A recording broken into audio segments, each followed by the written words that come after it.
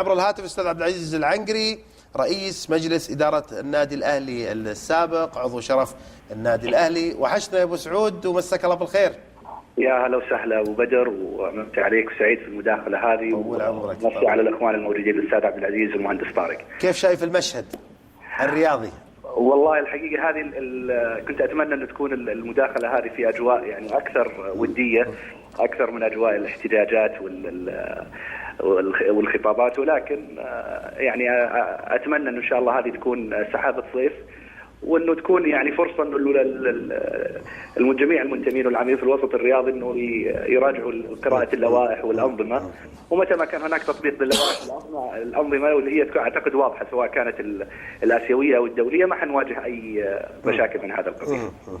الحقيقه كان عندي بس توضيح لكذا نقطه بخصوص الاحتجاج المقدم من النادي الاهلي على مشاركه لاعب نادي الشباب عبد العزيز السعران.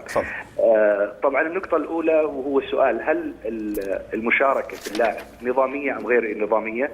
بالتاكيد المشاركه غير نظاميه، وهذه نص واضح وصريح في لائحه الاتحاد الاسيوي انه عقوبات الانضباط متى ما خرج الفريق من البطولات الآسيوية ترحل إلى البطولات المحلية. هذه واضحة وصريحة، فالمشاركة غير نظامية.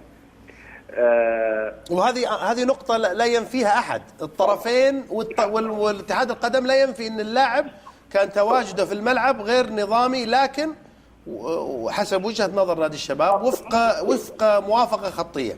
نعم، بالنسبة للخطاب اللي لمراسلات الاتحاد الآسيوي للاتحاد السعودي، طبعا المقارنة بين اللاعب عبد العزيز السعران واللاعب حسين عبد الغني مقارنة غير صحيحة.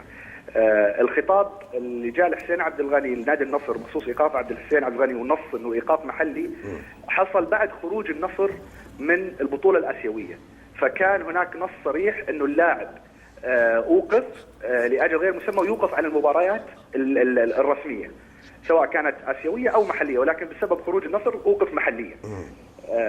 الخطاب اللي جاء لنادي الشباب كان وقت مشاركة الشباب آسيويا، وخطاب الأمانة العامة صحيح، ولكن في اجتهاد اعتقد وفي توضيح زياده على اللزوم هي اللي لخبطت السطر ونص الاخيره. السطر ونص الاخيره، لكن هي مشاركه اللاعب كانت صحيحه لانه الخطاب هذا قديم وقبل خروج النادي الشباب.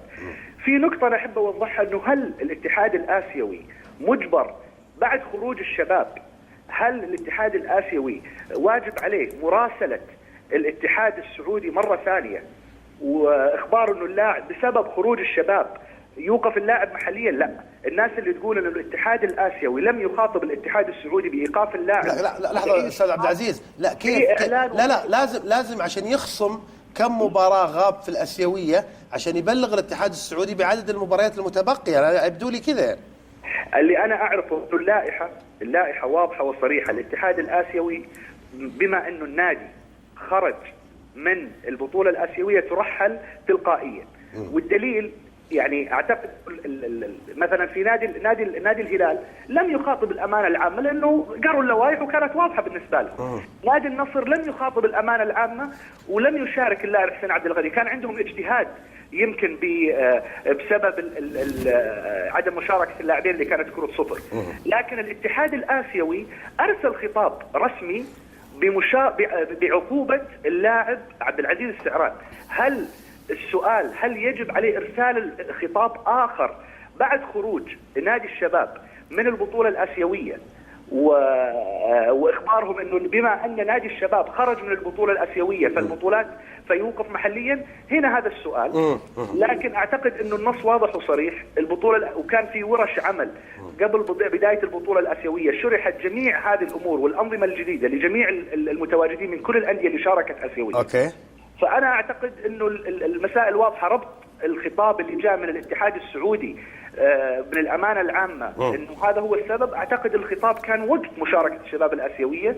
من الإمكان، أنا متأكد لو كان الاستفسار حصل بعد الخروج كان جاء أنه النادي الشباب لا يلعب اللاعب، واعتقد انه كان يمكن في اجتهاد زي ما اجتهد نادي النصر، اعتقد بعدم مشاركه لاعبين، يمكن نادي الشباب اجتهد ايضا واخطاوا في مشاركه اللاعب. طيب استاذ عبد العزيز العنقري رئيس مجلس اداره نادي الاهلي السابق وايضا عضو شرفه وعضو في لجنه بطوله كاس العالم اذا ماني غلطان في الفيفا، صحيح؟ أندية كرة القدم. أندية كرة قدم، عفوا أندية كرة قدم. أنا بندف طلال، نبي نعطي طلال كتف إن شاء الله شوي. يعطيك